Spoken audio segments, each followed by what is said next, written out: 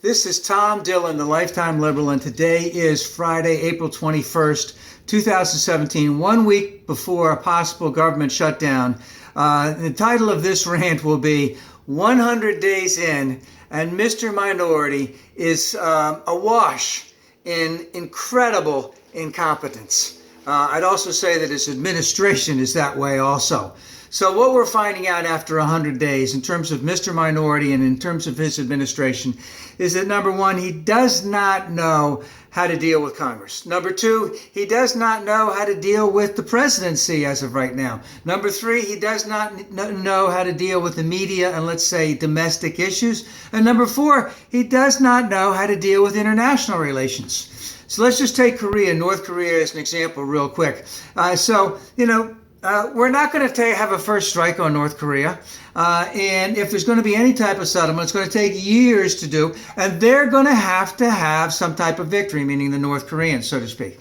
If we ever did even consider a first strike, let's just remember that North Korea has thousands upon thousands of missiles that are directed at Seoul, South Korea, which has about 10 million people, and it will also be directed at all of the U.S. bases in Korea. So even if we did a first strike, we'd have to massively tear that whole country apart so that they wouldn't hit anything in South Korea, and that won't happen. And also there's this little thing that people don't talk about much, because we know that North Korea has nuclear missiles.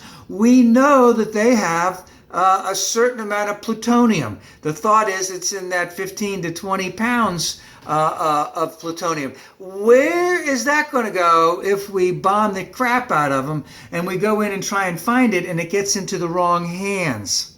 Yeah. So we're not going to do a first strike. It's all bluster on Mr. Minority's part. Any type of settlement will take a long, long time, and it's going to fade from the woodwork. And the other thing is that what happens when there's a real international catastrophe? What's going to happen then? So let's go to the Affordable Care Act, Obamacare, which they're not trying to repeal because they're on vacation right now. They're coming back on Wednesday. There could be a government shutdown because we have to raise the debt ceiling by Friday. And we find out that they say that they have an alternative to their repeal and replacement for Obamacare, but we find out that the White House is not talking to the leadership of the Republicans in Congress. They're talking to the fringe groups and thinking they got a deal, and that's really not how it's going to happen at all. They're also saying that they're going to hold the debt ceiling hostage, that there could be a possible government shutdown if the Democrats don't, because they need the Democrats to raise the debt ceiling. If the Democrats don't agree to help fund the wall, they're going to hold back some ACA stuff. And that doesn't look like that's going to hold water either. And the big thing is because if we have a government shutdown, the Democrats are not going to be blamed for it. It's going to be the Republicans that are blamed for it because they have the House, the Senate, and the presidency. So threatening them is not showing any type of signs that Mr. Minority has any competency at all of this. And again, that will be a policy failure, on Mr. Minority's part. He will be held responsible. Now, with that first 100 days coming in, he wants something to pass, some relevancy to prove that he's done something good. At the same time, he's minimizing or trying to minimize how insignificant that first 100 days in. And he wants this Obamacare repeal, but he has nothing to go with it. He has nothing to go with it. Because the thing is that the administration is trying to force Congress to do things that Congress just can't do. And the thing is, you have to know how to get things done, and they don't know how to get things done because Mr. Minority doesn't have hundreds of the people that he needs in place, and he's blaming the Democrats for not doing it, but he hasn't nominated anybody. So he has hundreds of people that are not in place throughout the entire government. At the same time, the people that he does have in place, especially in the White House, they suck.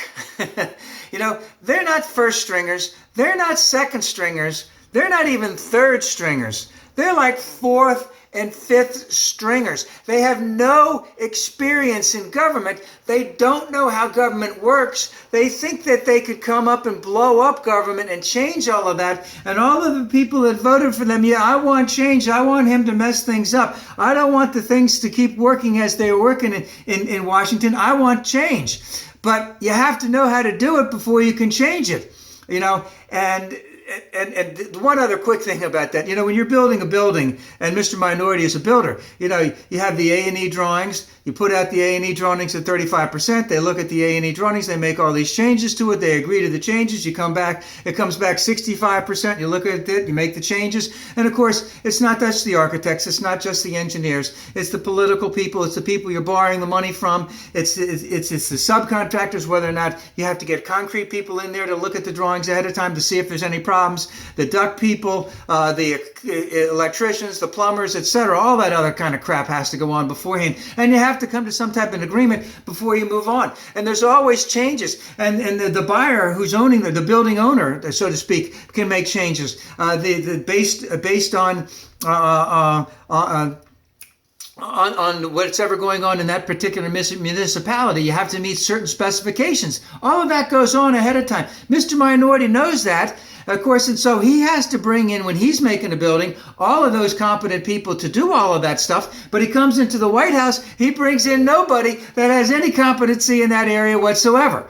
Now, having said all that, remember that he still has Scott Pruitt at the EPA, who is trying his damnedest to screw the American people over in terms of, remember, when they say we want to get rid of regulations, what they really mean, we want to get rid of protections for the average American person, and we want to let more pollution come out in the United States so that some people can make a greater amount of profit. That's what that means. And of course, so he's doing his best to screw over the American people. Betsy DeVos at the Department of Education is doing her best to screw over the education system in the United States, especially with the vouchers. And the guy at the Department of Interior, I don't want to go into any more, but you get the idea. There's still a lot going on behind the scenes where they're doing every single thing that they can. And remember, Mr. Minority is not putting out his visitor logs anymore. So we will find out as the months go along, as deals come out, as we see that there is more, let's just say, cronyism with Mr. Minority and his rich friends, and either the deductions they get or the sweetheart deals that they get, we'll understand why he had those visitor logs in there. And we also need to see his taxes because we know he's benefiting by being president of the United States, not just benefiting, this little bit. He's benefiting a heck of a lot. And of course, that will be an issue that will come up either. So Mr. Minority is still trying to screw over the average American person. And if he could actually even get competent people in there, he could screw them over even more. So, but also at the same time, we have this little issue about Russia that will not go away. It will be drip, drip, drip. And remember, it's not just these people that were on his election staff, so to speak, on his campaign staff. Carter Page, Paul Manafort, Roger Stone, there was a guy named Cohen. It's not just them, because they came on in 2016. Mr. Minority has been bankrolled by Russian money from about 2005. And remember, the Russian money is basically money from the mafia, from the oligarchs, and from the banks that are basically Putin's little ploys there. And that is money that has been stolen from the Russian people. So this stuff is going to keep coming out. But this whole thing about how this administration can even remotely get things done, they will screw over us at every single chance they get. At the same time, their incompetency is just showing and showing. And of course, all of those signs are very, very poor signs to the average American citizen. We are getting screwed royally.